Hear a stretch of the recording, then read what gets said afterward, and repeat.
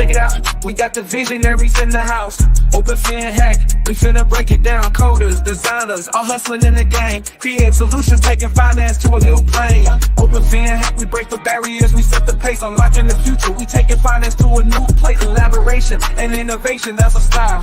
Open FinHack, where dreams become a lifestyle. Got the visionaries in the house. Open FinHack, we finna break it down. Coders, designers, all hustling in the game. Create solutions, taking finance to a new plane. Open FinHack, we break the barriers, we set the pace. Unlocking the future, we taking finance to a new place. Collaboration and innovation, that's a style. Open FinHack, where big things soon will arrive.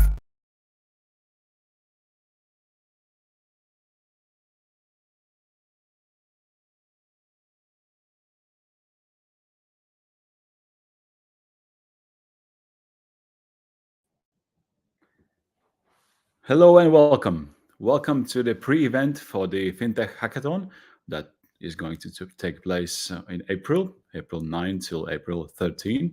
You still have a chance to apply until April 4. So what is a FinTech Hackathon? It's an international FinTech Hackathon to drive innovation, as many hackathons do. In this case, it's a financial sector. So we are bringing together innovators, developers, designers, different industry experts, and people that have initiative or a intuition that they want to work in this field. So this event is the place to discover different solutions to make financial services even more secure, inclusive, and of course accessible to everyone. So that is the plan. So this is the pre-event. We had such a pre-event last week. We focused on the regulation of financial sector. Today, the focus is FinTech and technology. So during this session, we'll have two speakers, and we will explore a dynamic fusion of finance and technology, which nowadays has become a norm, I believe. So we will discover the evolving landscape of financial technology through the lens of FinTech ABCD. AI, blockchain, data, and cloud. And specifically, we are going to focus on AI, data, and cloud today. So we will learn the latest trends, innovations, and different opportunities that shape the future of finance. And I hope that this event will also serve for you guys as a good inspiration to participate in Open Tech Hackathon, which will happen in April. So think of applying yourself, your team. That's a great opportunity. Right. So the plan is as follows. We have two speakers. If you have any questions in the platform that you are watching this stream, don't hesitate in the comments or chat section. Just post your questions and I will address them, and we will seek for the answers. And we will kick off with the topic AI and cloud, which is going to be delivered by Mark Petrovs. He's the Innovation Studio Technical Lead at Accenture. So they have their own innovation studio, and he's from the studio, I believe, working also on different projects. And Mark can explain himself, of course, a bit more. But let's now give floor to him and listen about what he has to say about AI and cloud. Hello, Mark. See me, and together with my cat, lovely cat. So she very much likes to participate in our sort of presentations, especially related to innovation. Right. Not sure that if that's the right participant anyway, so she will help me out for sure. But yeah, correct. So I'm also having a couple of slides presented talking about innovations in Accenture itself. So what we mean by that, how we try to achieve that, basically touching, of course, artificial intelligence and cloud topics, because we see that those are always related together and very much important. And I also have listed a couple of different samples, although they may appear not that much fintech related on the first glance, but please be assured that they are actually coming and related to those aspects. And I just wanted to have them shared, let's say, in a different variety. So for the participants later on the hackathon, that to be, let's say, not limit to very narrow area. So think broad. But yeah, that's enough about the intro there. Accenture, robotics, and our innovation strategy. So Accenture is quite a big company globally, of course, and yeah, we understand that in order to be still competitive, we have to think of innovations and think of the latest technologies, AI, Gen AI, and related to this. And only that way we can, let's say, achieve the best results and still be competitive and relevant on the market. To achieve that, we try to, let's say, have the right people in the right place, working, building, innovating, designing, and therefore we have, let's say, on high level, three different directions. One being the technology. People are focusing on, let's say, day-to-day delivery, day-to-day components like building the cloud, building known applications, deploying them, and so on. We have the people working in Song that are mostly focusing on creating the size of product, how the clients are, let's say, perceiving that, and building the design around that. And we have operations people that are supporting everything and everywhere, so the backbone of our delivery. And the only way how basically those three dimensions can work together if that we are bringing them, together in one team, mixing everything up, and basically then starting to create, because each of them has their own foundational knowledge regards classical technology, but only together then said this makes sense to build something new and innovative. And that's when our innovations basically come together. It's not an easy process, and Accenture is quite a lot about different processes, but this is kind of a structure what we try to introduce and have also in smaller activities like the hackathons, that we understand what we would want to achieve, we understand what are our skills, and we emphasize on those skills, and basically bringing together, we reach the solution and the results there. Because the problem is the new technology, it's not clear what kind of good value it could deliver and what kind of things it could solve. So we have to test it out and be confident that it brings results. So of course fintech is being quite conservative, would say, working with money. Of course nobody really wants to endanger anything of those, and they expect that all the solutions are still bulletproof. And that's the reason why when you think it over all your ideas, you also consider what kind of challenges and problems there might be, especially with the artificial intelligence, and nowadays also the generative AI, because security there is not yet defined. And actually in the development stuff, you have to first think of how you can break it before then actually go how we can solve that.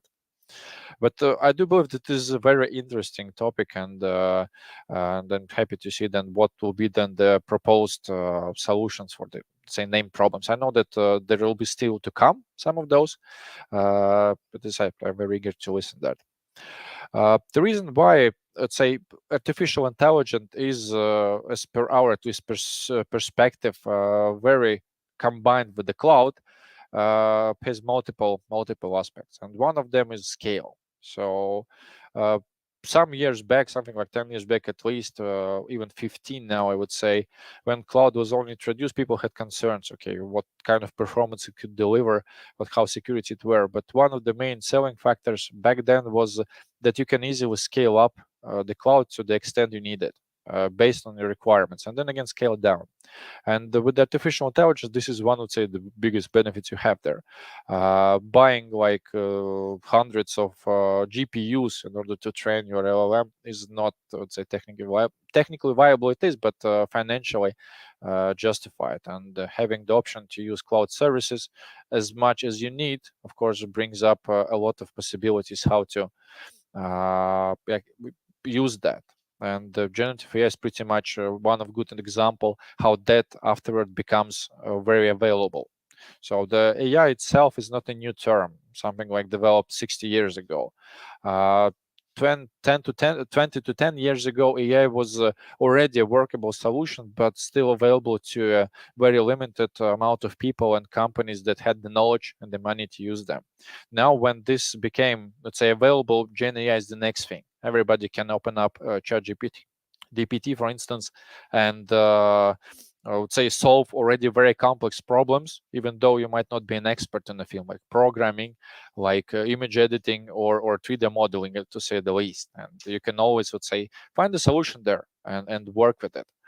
Of course, as mentioned, always considering how important is the security, that the data is not being lost along the way, or that you build your LLM models secure enough that somebody couldn't, let's say, with a simple prompt, overwrite over all your security stuff and still reach the content there.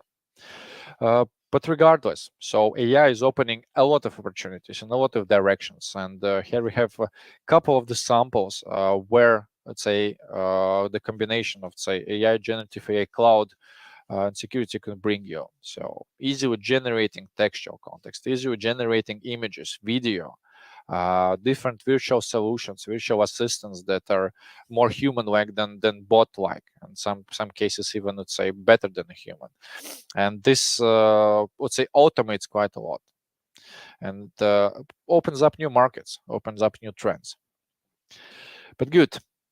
I specifically selected a couple of interesting samples that are leveraging cloud technology and artificial intelligence.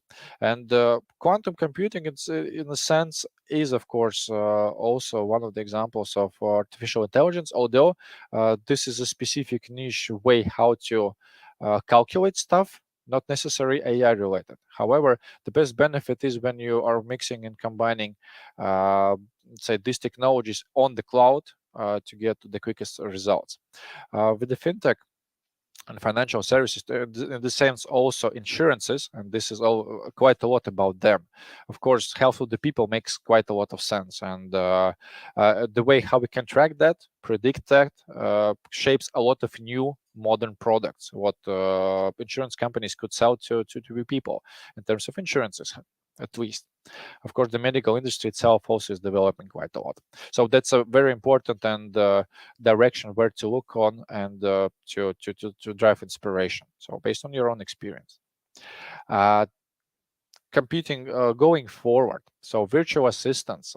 This is a very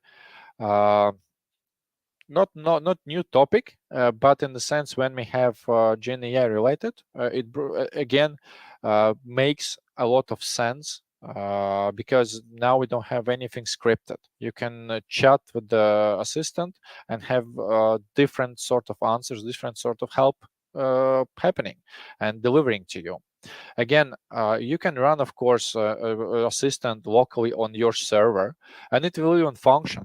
But of course, it will not have the performance and the scalability and just the availability as it would be running on the cloud. A different way of analytics and so on. One of the samples here, this is again a combination of a therapist type of thing, and then predictive analytics for insurance company again, because a lot of use cases are coming there. So that's the next topic where to look into, how to further enhance the services that are provided via the virtual assistants, and what kind of problems they could solve. So obviously filling out some documents, this is already like old school. But solving complex mathematical solutions or medical solutions, that's a new thing again. And of course, a second sample of this system is market trend prediction, which is always, or was always, and still is a very, say, hype topic, because of just the amount of finances that are being circulated there. And to a certain extent, they're comparable, of course, to the complexity that the medical cases are having. And this is also the reason why they're compared together. And again, this is as well a very quantum case to solve. The last one I also would want to mention, car industry. With that, several directions where to go. Again, finance is interested from our perspective, and today I'm talking you quite a lot about insurances, just because this is very close and very a lot of demand basically coming there. The way how we can predict certain aspects, the way how cars are developed, the way how cars are produced, so the quality of those. Later on, when something, for instance, happens accident wise, AI is the one which is helping quickly determine the problem and even solve quite a lot of solutions, so without the interference of people. So sitting like 4 hours in after a traffic accident waiting for a specialist or the police to arrive just to take notes. Again, this is perhaps not the best case. So having an assistant which is helping there out is a lot quicker, of course, nicer, and just easy up the situation, releases the stress for the people involved. Again, combination of different technologies, cloud-wise, artificial intelligence, and technical solutions, the same NVIDIA GPUs and so on. But yeah, this is basically a very small, short intro into the AI and cloud perspective is from Accenture, and I'm happy then to answer questions related to this. I believe I can give further the floor to the next presenter.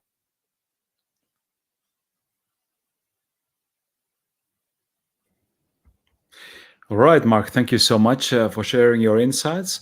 I believe we will have a few more questions. We'll try to deep dive into financial sector a bit more, I believe, but let's leave that to the later stage of our event today. And now we shall move on to our next speaker, Ieva Bore. And Ieva is the head of card issuing value-added services at Tietoevry. Welcome, Ieva. Hello. Hello, I hope you can hear me well. Yeah, it sounds good. So good.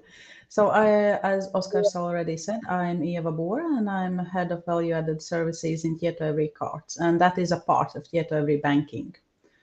And I work together with different units in Cards to implement AI and generative AI as well in different kind of solutions for our business specifically.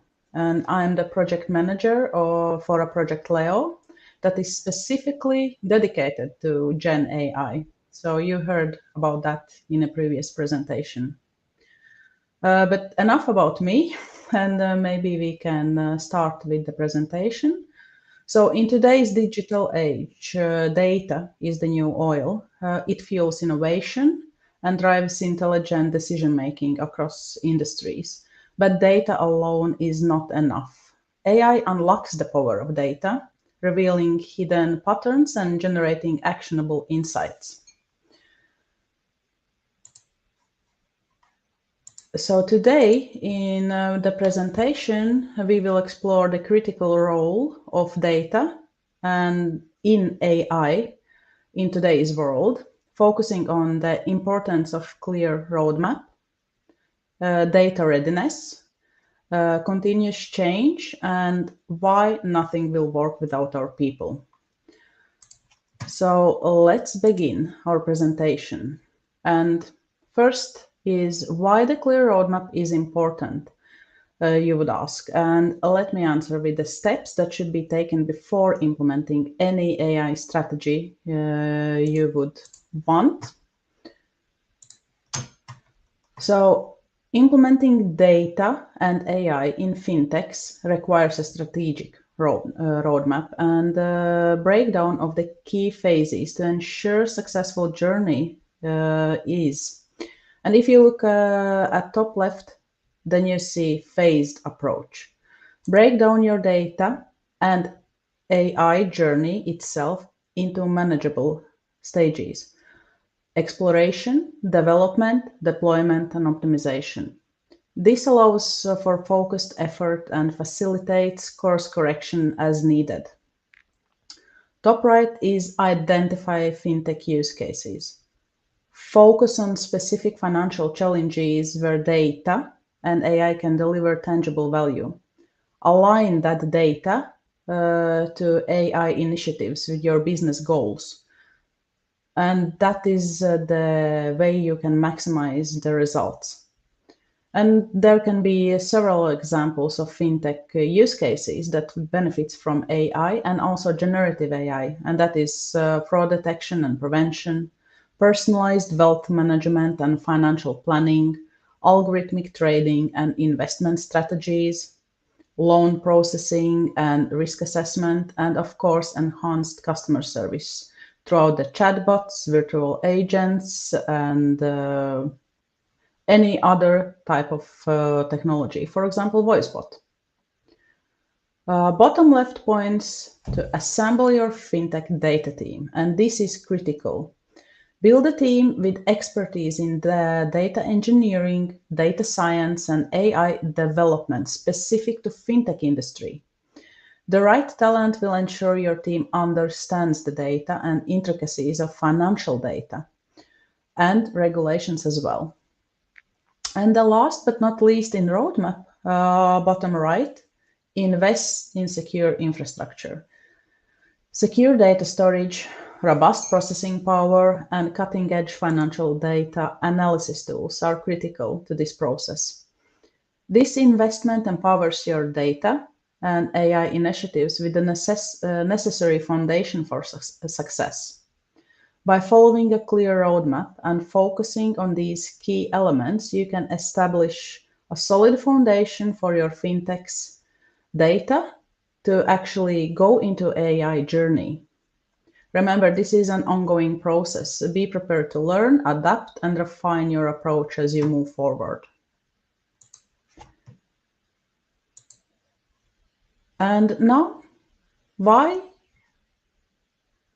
data is important? When you have your roadmap in order, then you need to understand the importance of the data and why it matters to AI specifically. Just like building a house requires strong foundation, trustworthy FinTech AI depends on high-quality data. Investing in data cleansing and pre-processing is essential to ensure your data is accurate, consistent, and free from biases and errors.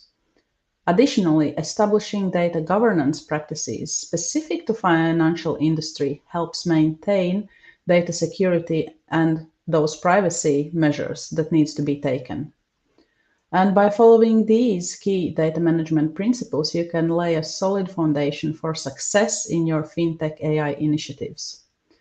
So the key points are accurate and also complete, as you see in top left. Financial data must be free from errors, inconsistencies, and missing values. Inaccurate data leads to unreliable results and potentially very costly mistakes. Next on top right is consistent and standardized. Ensure data is formatted consistently across all sources. That could be transactions, customer records, market data, etc. There is a lot of data we all have. Inconsistent data makes it difficult to analyze and can lead to misleading conclusions. Bottom left is pre-processed and also clean. Identify and address anomalies, outliers, and biases in your financial data to prevent skewed results. For example, outliers can distort the overall view of your data and lead to inaccurate AI models, so they will fail. And then secure and governed is a least key point on bottom right. Implement robust data security measures and access controls to protect sensitive financial information. Robust data security protects your data from unauthorized access and breaches, so you will protect yourself and your business with it. And when it's done and data is in order and you think everything is set, do not forget that nothing is carved in stone, not even the data in AI. What does it mean? Be prepared for continuous change and adoption of the data and AI. Even if you have built robust and secure AI models, changes will be required. You will ask why. If everything is working as it should, the models are showing excellent results. Let me answer that. Evolving technologies, top left. The pace of technological innovation is rapid. New tools and techniques emerge constantly, requiring fintechs to stay agile and adapt their data and AI strategies accordingly. Top right, shifting customer needs. So customer expectations and preferences are constantly evolving, and fintechs that leverage data to understand those changes and tailor their offerings can maintain real competitive edge. As a bottom left, you will see emerging regulations. Regulatory landscapes, particularly with the introduction of EU AI Act, for example, are constantly adapting to address ethical considerations and data privacy concerns. Staying informed and compliant is essential for fintechs. Basically, it's the license to live and operate. And bottom right, market fluctuations. Financial markets are inherently dynamic. Data-driven insights enable fintechs to identify trends and adapt strategies and navigate market fluctuations effectively. So be ready to change. And by embracing this culture of continuous learning and adaptation, fintech companies can thrive in this really dynamic environment that is changing every day. But even if that is taken in consideration, at the heart of any successful data and AI strategy lies a crucial element, and that is people. While technology is powerful, it is our talented workforce that drives innovation and ensures an effective implementation. And here is why. Let's start with the first, expertise and skill sets. Your team's expertise in data engineering, data science, AI development, and fintech is essential for making sense of data and building robust AI solutions. They need to understand what it is about. As a second, human judgment and creativity. While AI excels at automation and pattern recognition, human judgment and creativity are irreplaceable. They will interpret the results, identify ethical considerations, and drive strategic decision-making. It will not be AI solution that will do that. It will be the humans. And lastly, the third, change management and adoption. Our people are key to championing change with the organization. They ensure successful adoption of data and AI solutions by effectively communicating their value to colleagues and addressing potential concerns as well. So remember, without strong people strategy, even the most sophisticated data and AI initiatives will struggle to achieve their full potential. Invest in your people, empower them with the necessary skills, and foster a culture of collaboration to unlock the true power of data and AI in your AI journey. It is critical for fintechs. So conclusion for today is some key takeaways that we need to remember, and that is the recipe for success. Clear roadmap, break it down, win big. Break down your data and AI implementation and journey into manageable stages. Clean data, no errors, all data counts. Building a house requires a strong foundation, and building AI requires high-quality data. Embrace change. Agility is the key. Remember, nothing is carved in stone, and changes will happen. Be ready and open for them. And last but not least, people at the center. Empower people, empower success. Invest in your people, and success will follow. So thank you. That will be enough from me today, and I'm ready for some questions. All right, thank you. I think we can hold the Q&A session together with Mark, and I encourage our audience to type questions. I saw Sagar's comment about opportunities to ask questions. So yes, we can address our speakers and clarify the ideas or concepts that we have because of these two presentations. All right. Well, AI is nowadays, I believe, in many people's narrative. sometimes it seems to me like more like a buzzword, but I believe in today's context and considering your roles in your companies, it's not a buzzword. It's a tool. It's a powerful tool that, as Ieva said, that it unlocks the power of data. Let's start with the challenges. Maybe perhaps our audience is more interested in the hardships and the problems and different challenges they have faced so far when working with data and AI solutions. So maybe Ieva and then Mark, can you comment on the typical or less typical challenges that you have encountered so far in managing and securing customer data within the financial technology field?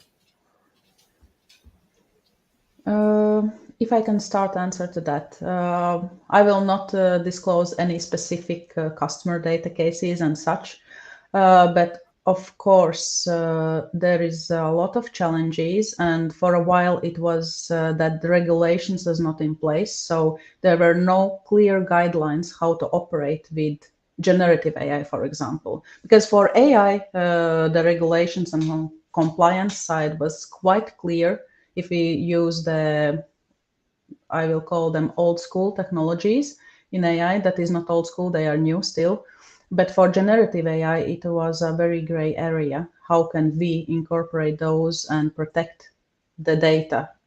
So that is the reason the roadmap needs to be in order and robust safety measures implemented in any solution you build from the start, from the inception of the idea of the solution, not only when you start to develop it. Mark, any comment on this? Perhaps additional experiences? I totally agree, but would mention two cases. So not specific ones, but just the problems or directions where this is going. So if we are talking about data privacy, again, in consideration of the previous iteration of the innovation, just AI without any generative part of it, although quite a lot of regulations were known pretty upfront, so what to expect, how to handle the data, especially when we are moving everything to cloud. Still, big companies, when they have a lot of those different flows, different data residing everywhere, for them it's a painful and big change to introduce all of that. Which means that they have a long preparation phase. They have time to think it over. Let's say introduce safety measures, introduce proper checks afterward that you're safe and you're good to go. And this is still, let's say, causes a lot of problems and issues because of the variety of the data and the inputs, how this actually is being shared around and people can access that.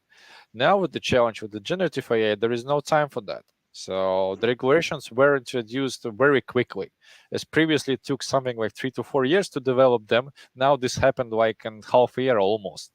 And still, this is just, let's say, a rough assumption of what we need to have in place just to be more or less safe and more or less have an understanding of what are the consequences if we do something like that wrong and so on. And there is still a lot of gray area where a lot of things can happen. So that's also something that when we started first exploring the Gen AI, put safety measures in place, regulations and just instructions for all of our people. Okay, and just when you're doing something, please keep in mind that you have to do this, this, and that just to be safe. And it's still something that we are doing basically on a daily basis. And there was actually one other thing I would want to mention, although this is not that much related to data governance and security and regulations. This is just the overall awareness of all the people, not just IT and not of the consumers of the fintech area, about AI. So what does it really mean? How they are affected with this? So what are the tools that are actually AI driven or have AI components that they're using day to day, and what they have to be, where they have to be extra cautious about stuff. This is again one of the biggest problems also with Gen AI, that people need to be educated for all the benefits that it brings, and of course the concerns that it has, and the risks which it brings all together. And this is its huge challenge. how we make sure that everybody who is exposed to that also understands how to live with it. What about some ethical considerations when we talk about using AI and generative AI in data analytics and financial services? Have you encountered such aspects that, ethics is less strict, I believe, and it can't be always measured in figures and so it's more about, I don't know, how do we feel about this, or as a company, or and is it in line with our values? Have you had such discussions among your colleagues? I can answer maybe from the experience that we have. And actually, I would slightly disagree with the fact that these things are not measurable and that there is a quantity behind it. Because if you are building virtual solutions that are having virtual chatbots or assistants or whatnot, this is something that you are building within the architecture, that it's not doing anything wrong, and it's communicating with the customers and people in the polite and proper way without exposing any information. And if you are not building the right safety measures in place, it will break, and it will break for sure, and of course cause a lot of havoc. Now this is something that we have in all of our solutions that nowadays we develop, where Gen AI is part of it. And this is one of the techniques that's just a must to be in place, because of the potential risks and issues and problems it could cause. Chatbot doesn't understand, okay, when there is a border by default, what is appropriate behavior and what's not. And there is no real way, let's say by default again, to stop a conversation when it's getting too far away. So the person which is talking to it might be exposed to very bad communication, or just like even worse than that. And the solutions that are now being developed just have that even before we start to answer anything, doing a lot of different evaluation. What is the value? What is the exact message we are responding back, and so on. And this is very complex. It doesn't have all the solutions at once. So still working. Right. Just to complement that answer, I can maybe agree that ethics can be a little bit of gray area, but nowadays it's quite nicely regulated or described as such. Let's just imagine a theoretical case in fintech industry, for example, loan application that is driven by AI or generative AI, and there is all of the safeguards in place.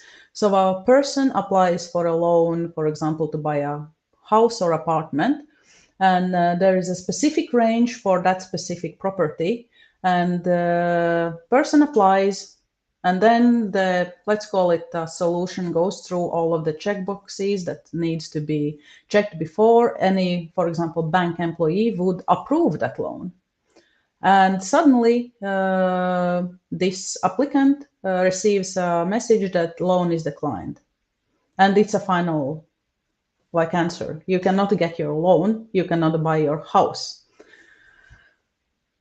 The person is very, very dissatisfied, maybe cannot understand why, and then asks to investigate why this was declined.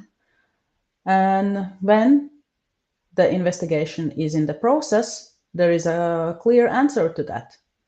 Because for example, the loan ratio or whatever it would be called is €1 less or more. And you are declined because, for example, your yearly income is €10 less than it would be needed to get this loan. So there's a clear question of ethics. Is that appropriate or not? We are not talking about million, we are talking about a couple of euros. So all of these aspects needs to be taken in consideration. So there is no bias, no ethical issues with this specific fintech challenge, I would say, that we do not discriminate people. So yes, ethics is very important.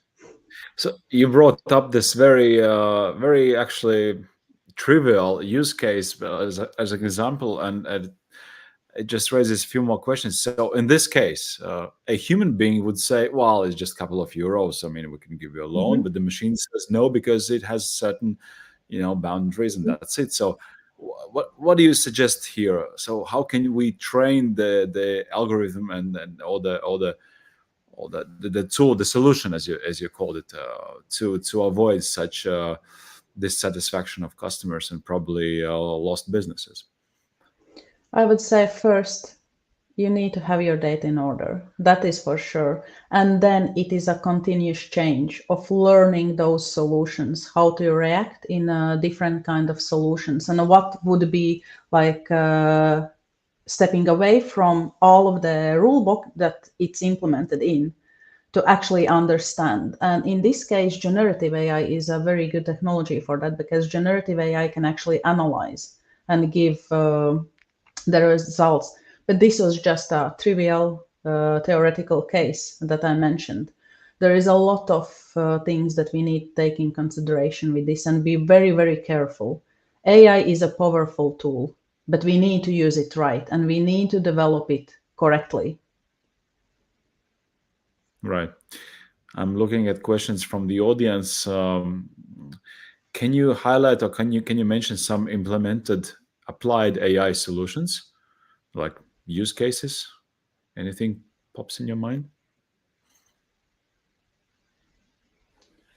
For example, in Tietoevry, we have used AI for a lot of years, and there is a lot of tracking record for that. And mostly used it is in fraud crime prevention, because AI is a very good tool, for example, to spot fraudulent activities and fraud cases.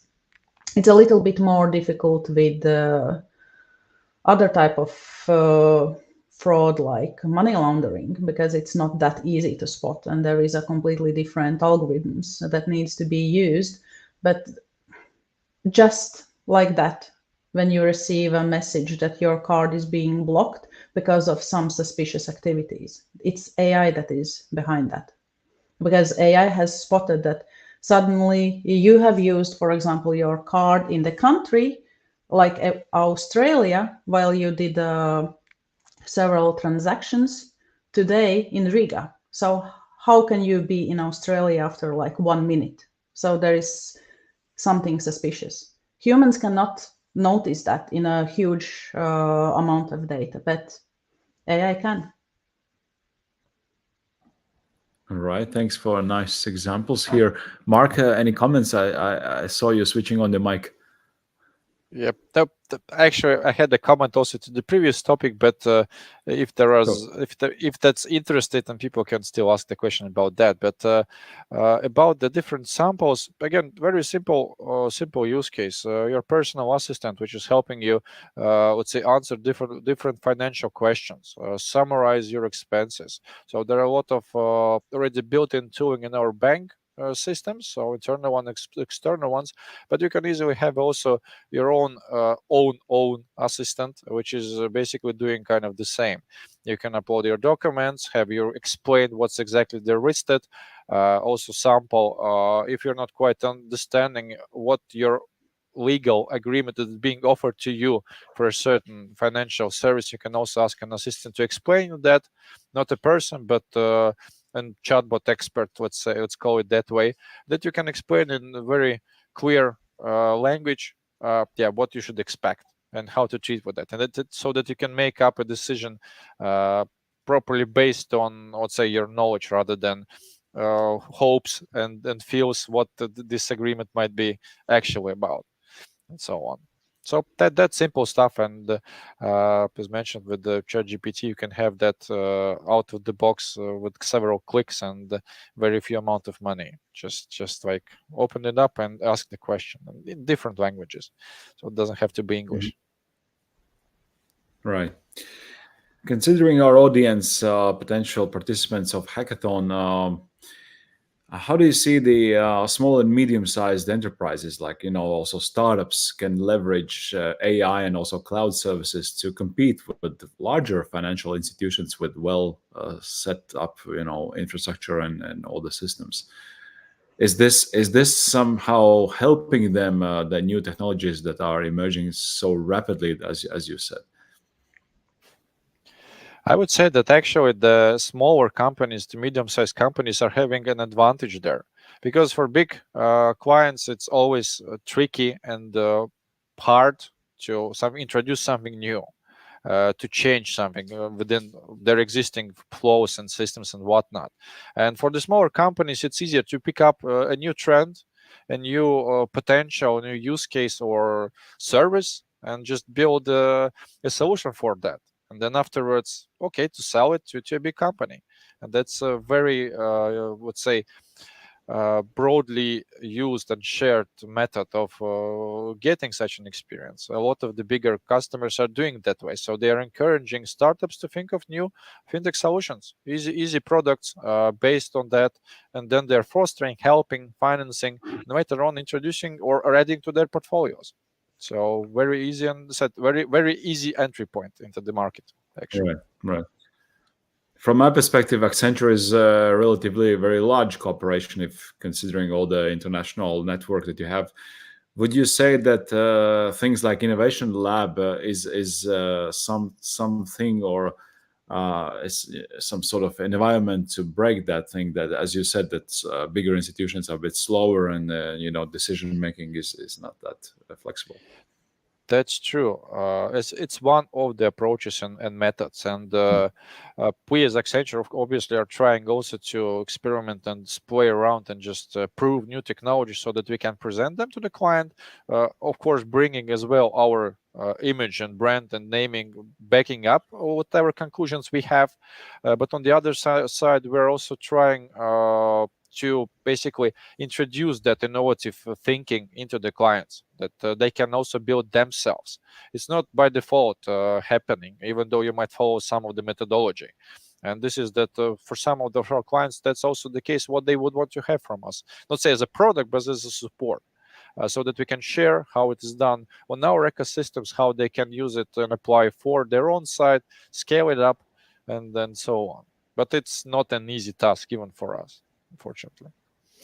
Okay. Still having the same problems. That's also, yeah. Okay, yes. Ieva, do you want to comment on this? I can maybe comment. So Tietoevry in general is a quite a large company with 24,000 employees. So that is quite substantial. I would partly agree with Marx that for big companies, sometimes it can be a struggle. And it is a struggle if there is not a clear roadmap. If AI is in the strategy and in the roadmap, then these problems can be avoided. And that is, of course, dependent on the company's style and willingness to invest money as well. For smaller companies and startups, it's much easier to get venture capital in, so they can develop those and sell those much quicker. Bigger companies and enterprises are either on stock exchange or privately owned, so there is some type of limitation. But if the company is willing to invest, then that is not a huge issue. And we have a very huge tool, and that is a very skilled workforce that has been in the industry for a very long time and knows exactly what our customers want. And that is our plus against the smaller companies. Okay. You both mentioned safety and being secure and being on the safe side, and that's understandable. We're talking about other people's money and our own money, and in general, the system should be trustworthy and it should be working. So I'm thinking now, is AI bringing new solutions and opportunities to decrease the level of threat and increase the security, or it's vice versa? It's additional risks coming with it. So I'm just a bit confused here. So regarding security, can we say that AI and cloud technologies can address these concerns, or they create these concerns? I'm just making a little provocation here. So what do you think about it? Mark, do you want to comment from cloud perspective? No, I wouldn't say that cloud in itself is, let's say, bringing concerns, but the way how you utilize that and what kind of things you are using there. But I would say that with all of the new technologies that are coming in, there is there are the benefits, and obviously there are some concerns and issues for that, just because it has unknown areas and stuff that it's not explored till the end, and it still needs time for that a bit to settle, but also for the known technologies, mistakes can happen, and nobody is quite secure, would say secured, not secure, but safe that it's not going to happen. You have all the measures in place, which reduces the risk of such stuff to happen.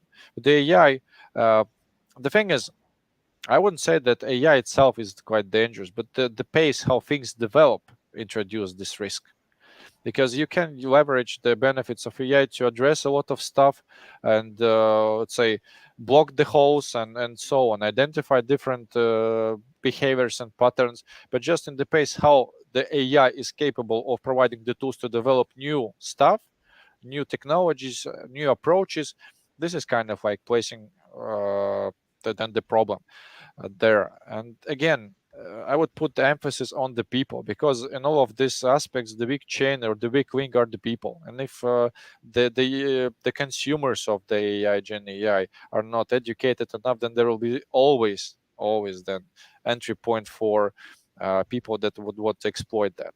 And the system could be bulletproof, but if the people are just themselves not paying enough attention or are careless, then everything can happen. True. I agree. Well said. Right. Okay. So yeah, it was also mentioned today in your presentations about the rapid development of technologies, and that the constant change needs to be in place, and that the people need to be trained and educated for that. So, but what about yourselves? What are you guys, most excited about the future of AI and also cloud technologies, and if possible, specifically related to financial technology sector?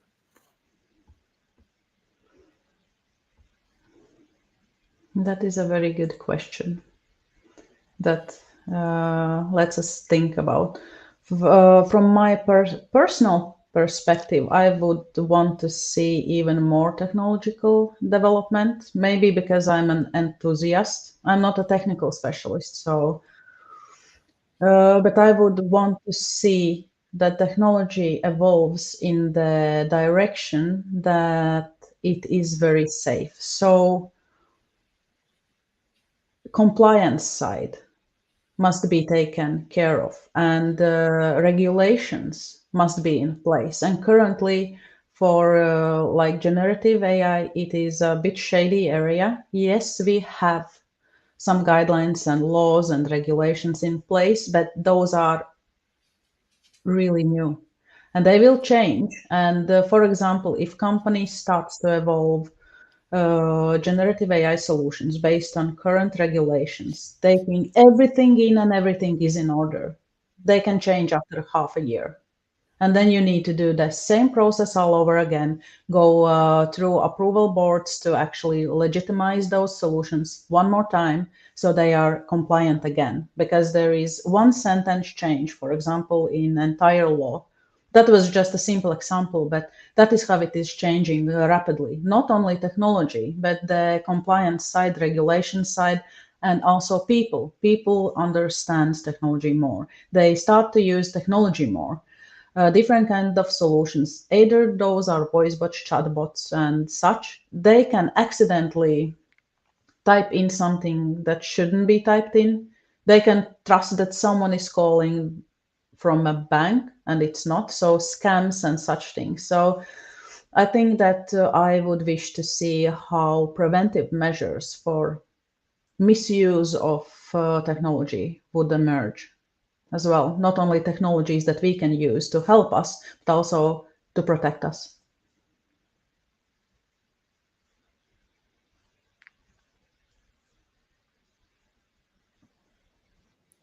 Okay. Mark, what about you? Any thoughts on this? Are you here? I think he's... Mine disappeared. Yeah, well, but he gave us a warning actually that his almost 2-year-old kid was Yeah. maybe stealing his internet from the phone. So might have happened. That's fine. That's fine. We're close to the end of this event. Probably, Mark, you're back. So your kid playing with the internet, I believe. No, that's one of the disadvantages with the modern technology. So I'm not 100% sure how far you got your sharing of the experience, but if it is relevant, I can share my slight view on that. Yes. Yeah, sorry. So I'm actually thrilled with the possibilities what you can achieve with the technology. So with the one simple phone, you can achieve a lot of things that you couldn't do before. And let's say I'm slightly technical person, but I'm nowhere expert in majority of the things that I'm working with. But with the provided means, I can do a lot of good stuff, quite awesome stuff with just a small help of a device, and that will suggest me or educate me to do something. And that's the best thing I would imagine for that, so that you can achieve a lot more than before. But it sometimes breaks. I guess that's the part of the business.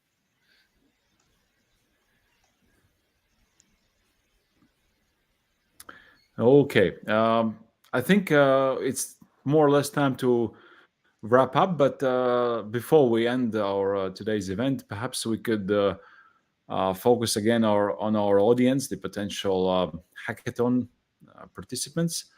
So, any advice that you could share, for those fintech startups looking to innovate with AI or cloud services, or probably both? So, perhaps you could share your thoughts and advices, and probably some things to avoid. Maybe I can start. And Sure. my suggestion would be creative, because that is something that people can do, and participating in such events opens your mind to different perspectives and possibilities. Use that, and that will help potentially create really great solutions for everyone. So be bold and be creative. Okay, I thank can you, only agree Mark. to that. So don't be shy to propose your ideas. Any idea is good, and everything can happen out of this. So just shut it out, propose, try it out, test it out, and for sure it will be, let's say, resulting in something very good and useful. Okay. All right. With this, I think we can end our today's event. I'm just reminding that Open FinHack is happening in April 9 till April 13. So you still have time to decide about your participation. The applications are accepted until April 4. Everything about hackathon can be found online. So it's open openfinhack.com. So openfinhack.com. So all the information, and also if you have specific questions, like today, I saw some specific questions about the hackathons, the details. So don't hesitate to use contact form, ask the organizers. It all will be answered. Before we say goodbyes, just a small announcement about next week. So again, same time, Tuesday, March 26th, we have another pre-event. It's dedicated to fintech startups and funding. So this session will feature engaging case studies and also investor perspectives, providing attendees with very valuable knowledge and also real-world cases. So make sure you participate in this event in 1 week, and take the advantage of this opportunity to better understand the fintech industry and also connect with industry experts and entrepreneurs. So again, we'll have a same sort of studio. Again, opportunity to ask questions and to set up your mind to participate in Open FinTech hackathon. So again, openfinhack.com is the website. Think about participation. Don't leave it to the last day, but the last day is April 4 for your applications. So I'm saying goodbyes now. Thanks a lot to our speakers today, and also thank you guys for watching. Bye-bye. Bye. Yo, check it out. We got the visionaries in the house. Open FinHack. We finna break it down. Coders, designers, all hustling in the game. Create solutions, taking finance to a new plane. Open FinHack. We break the barriers. We set the pace. Unlocking the future. We taking finance to a new place. Collaboration and innovation, that's a style. Open FinHack, where dreams become a lifestyle. We got the visionaries in the house. Open FinHack. We finna break it down. Coders, designers, all hustling in the game. Create solutions, taking finance to a new plane. Open FinHack, we break the barriers, we set the pace, unlocking the future, we taking finance to a new place. Collaboration and innovation, that's our style. Open FinHack, where big things soon will arrive.